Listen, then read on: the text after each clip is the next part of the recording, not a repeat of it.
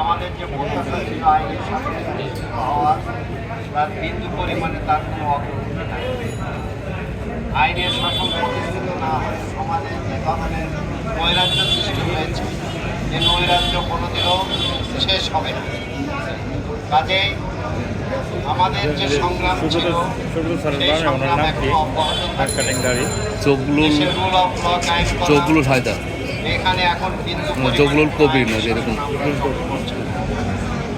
ইতিমধ্যে এখানে যে সমস্ত আমাদের আইন অঙ্গনে যে সমস্ত নৈরাজ্য তৈরি হয়েছে, বিশেষ করে এখানে দেখা যাচ্ছে যে ঘুষ দুর্নীতি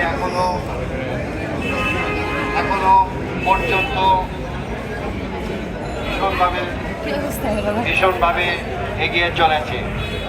বন্ধুগণ, কাজে আমরা মনে করছি যে এখনই সময় আমরা ঐক্যবদ্ধ হই এবং আমাদের আইন অঙ্গনকে আমরাই নতুন করে আবার চিন্তাভাবনা করি, যাতে করে আমরা ঐক্যবদ্ধতার মধ্য দিয়ে দেশের যে নৈরাজ্য, আইন অঙ্গনের যে নৈরাজ্য সেটাকে মোকাবেলা করতে হবে। অন্যথায় আমরা দিনে দিনে শেষ হয়ে যাব। সম্প্রতি একটি জরিপে জানা গেল 55% হবে, তার কোনো লক্ষণ আমরা খুঁজে পাচ্ছি না। কাজেই এখনই সময় আমাদের সোচ্চার হওয়া এবং সেই আহ্বান রেখে আমি আমার বক্তব্য শেষ করছি। সকলকে ধন্যবাদ। আহ্বান জানাচ্ছি সালমান খান। সংগ্রামী বন্ধুগণ, গণতান্ত্রিক আইনজীবী সমিতি কর্তৃক আয়োজিত আজকের এই মানববন্ধনে উপস্থিত আছেন সম্মানিত সভাপতি, উপস্থিত আছেন সাধারণ সম্পাদক সহ আইনজীবী নেতৃবৃন্দ। সংগ্রামী বন্ধুগণ, বাংলাদেশ বর্তমানে একটি মব জাস্টিসের দেশে পরিণত হয়েছে। একটি ধর্ষণ হচ্ছে 8 বছর থেকে শুরু করে 80 বছর পর্যন্ত নারীকে ধর্ষণ করা হচ্ছে। সেই ধর্ষণের বিচার আমরা এখনো দেখতে পাচ্ছি না। সংগ্রামী বন্ধুগণ, আজকে এই সুপ্রিম কোর্ট প্রাঙ্গণে দাঁড়িয়ে বলতে চাই, সারা বাংলাদেশে যে অরাজকতা চলছে সেই অরাজকতার বিরুদ্ধে সারা বাঙালিকে, সমস্ত বাঙালিকে জাগ্রত হতে হবে। সেই জাগ্রতার মধ্য দিয়ে যারা অন্যায় অপরাধ করছে, যারা দুর্নীতি করছে, যারা ধর্ষণ করছে, যারা ঘুষ গ্রহণ করছে, তাদের প্রতি আমাদের হুঁশিয়ার উচ্চারণ করতে হবে। আমাদের বাংলাদেশ 1971 সালে সেই জন্য স্বাধীন হয় নাই। 30 লক্ষ মানুষ সেই জন্য শহীদ হয় নাই। 2 লক্ষ মা বোন সেই জন্য সম্ভ্রম হারায় নাই।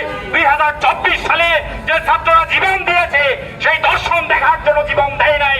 সংগ্রামী বন্ধুগণ, আমি আপনাদেরকে আহ্বান করব, যার যার জায়গা থেকে যতটুকু পারেন এই অন্যায়ের বিরুদ্ধে সংগ্রাম করে তুলুন। ধন্যবাদ সকলকে। জয় হোক আইনের শাসনের।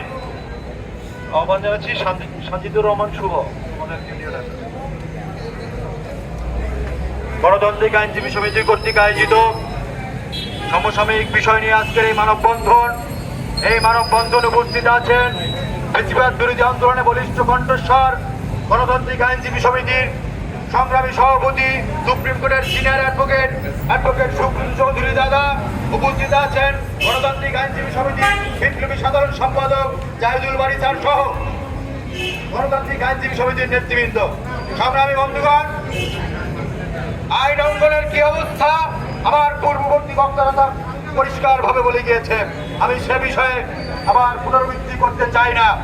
বন্ধুগণ, আপনারা জানেন, পত্রিকা খুললে, সোশ্যাল মিডিয়ায় ঢুকলে এখন যে বিষয়টা সবার আগে চোখে পড়ে সেটা হচ্ছে নারী নির্যাতন এবং ধর্ষণের মতো লোমহর্ষ কাহিনী।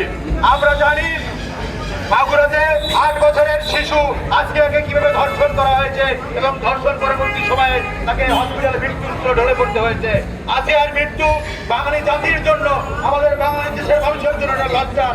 এই লজ্জার দায়ভার আমাদেরকে নিতে হবে। বন্ধুগণ, আজকে যে ধর্ষণ একটা মহামারী আকার ধারণ করেছে, এই দায় কিন্তু আমরা আইনজীবীরাও এড়াতে পারি না। বন্ধুগণ, আজকে যে ধর্ষণ মহামারী আকার ধারণ করেছে, এর পিছনে সবচেয়ে বড় কারণ হচ্ছে বিচারহীনতার নজির, বিচার প্রক্রিয়ার যে দীর্ঘসূত্রিতা।